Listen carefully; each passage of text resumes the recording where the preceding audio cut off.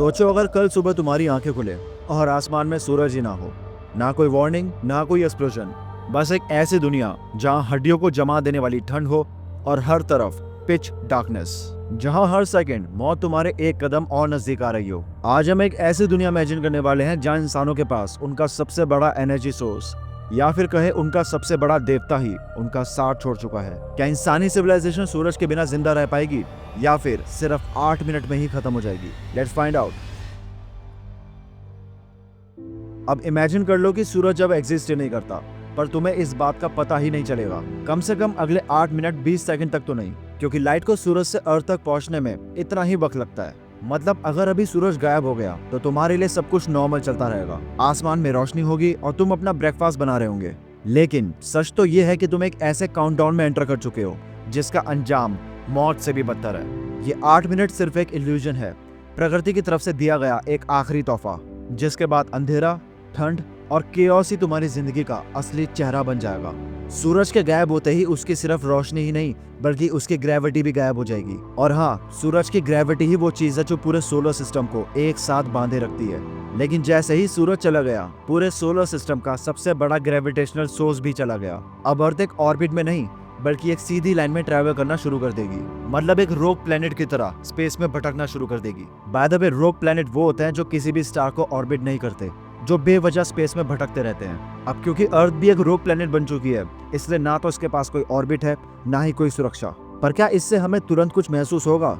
शायद नहीं, पर अंदर ही अंदर हम एक अनकंट्रोल्ड पाथ पर निकल चुके हैं जिसका कोई डेस्टिनेशन नहीं है। सूरज के गायब होने का मतलब है अर्थ के हीटिंग सिस्टम का ऑफ होना। पहले 24 घंटे में टेम्परेचर 0 डिग्री सेल्सियस से नीचे चला जाता है, लेकिन इससे हमें ज्यादा कुछ फर्क नहीं पड़ेगा। पर एक हफ्ते के अंदर अंदर हमारे पूरे प्लेनेट का एवरेज टेम्परेचर -70 डिग्री सेल्सियस तक पहुंच चुका होगा, जिसकी वजह से प्लांट्स में फोटोसिंथेसिस बंद हो जाएगा और पेड़ पौधे मरने लगेंगे। फिर बारी आएगी जानवरों की, क्योंकि उनके पास हम इंसानों की तरह शेल्टर नहीं है। और फिर हम पेड़ पौधों के मरने की वजह से हमारी फूड चेन भी बुरी तरह से खत्म होने लगेगी।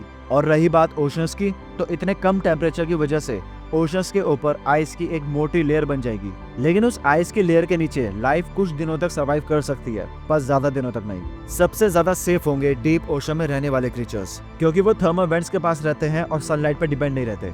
लेकिन हम इंसानों के लिए ये ठंड एक साइलेंट अपोकलिप्स है जो हर सेकंड ह्यूमैनिटी को फ्रीज कर रही है। सूरज हमारी एनर्जी का सबसे मेन सोर्स है, तो सूरज के बिना सोलर एनर्जी का तो कोई सवाल ही नहीं उठता। और जब सूरज नहीं, तो पावर प्लांट्स भी कुछ वक्त के बाद फेल होने लगते हैं। इलेक्ट्रिक ग्रिड्स एक के बाद एक करके बंद होने लगती है। सिटीज जो कभी नियॉन लाइट से चमकती थी, अब सिर्फ एक ब्लैक वॉइड बन चुकी है।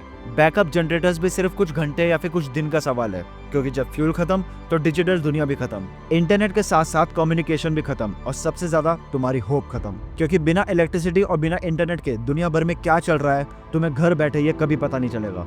अब सिर्फ अंधेरा है और एक ऐसी खामोशी जो तुम्हारे कानों को फाड़ देगी। जब ऊपर की दुनिया खत्म हो जाए, तब इंसान जमीन के नीचे उम्मीद ढूंढता है।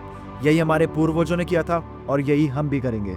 बंकर्स जो कभी सिर्फ न्यूक्लियर वॉर के लिए बनाए गए थे, अब वो हमारे न्यू अंडरग्राउंड शहर बन चुके हैं। लेकिन ऑक्सीजन, फूड, एनर्जी, ये सब लिमिटेड है। हाइड्रोफोनिक फार्म से पौधे उगाए जाएंगे बिना सूरज के, आर्टिफिशियल लाइट और हीट की मदद से। लेकिन कब तक? क्योंकि यहाँ इंसान तो है लेकिन जिंदगी नहीं।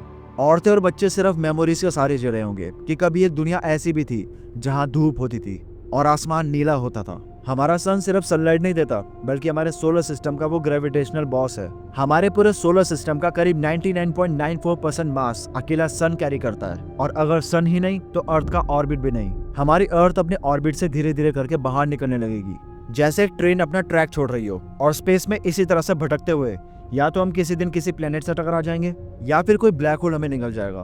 तो सवाल ये है कि हम कब तक सरवाइव करेंगे? Bunkers, nuclear reactors, artificial lights, ये कब तक हमें सहारा दे पाएंगी? क्योंकि टेक्नोलॉजी भी सिर्फ तब तक मदद करेगी जब तक होप जिंदा है। लेकिन बिना सूरज के एग्रीकल्चर डेड है, नेचर डेड है, और धीरे धीरे करके हम इंसान भी अंदर से डेड हो जाएंगे। लेकिन सच बताऊं तो हम इंसान कॉकरोचेस की तरह हैं, जिंदा रहने का तरीका ढूंढ ही लेते हैं। क्या हम इतने समय में कोई ऐसी टेक्नोलॉजी बना पाएंगे जो हमें किसी दूसरे स्टार तक ले जा सके, या फिर हम अपना फेट एक्सेप्ट करके मौत को गले लगा लेंगे? आज से पहले कभी आपने ऐसा सोचा है कि हम इंसान अपने सिर्फ एक देवता को खोकर इतने लाचार हो सकते हैं? हमने आज सिर्फ एक पॉसिबिलिटी एक्सप्लोर की है, पर यूनिवर्स के पास ऐसी हजारों सरप्राइजेस हैं। और इस चैनल पर आने वाली अगली वीडियो तुम्हें इस दुनिया की रियलिटी के बारे में सोचने पर मजबूर कर देगी। तो अगर ये वीडियो पसंद आई है और नेक्स्ट वीडियो मिस नहीं करना चाहते तो अभी सब्सक्राइब कर दो, क्योंकि यहाँ हम सिर्फ साइंस नहीं बल्कि पूरे कॉस्मोस को समझने की कोशिश करते हैं। मैं तुमसे अगली वीडियो में मिलता हूँ, तब तक के लिए repeat with me, all hail to the Cosmos.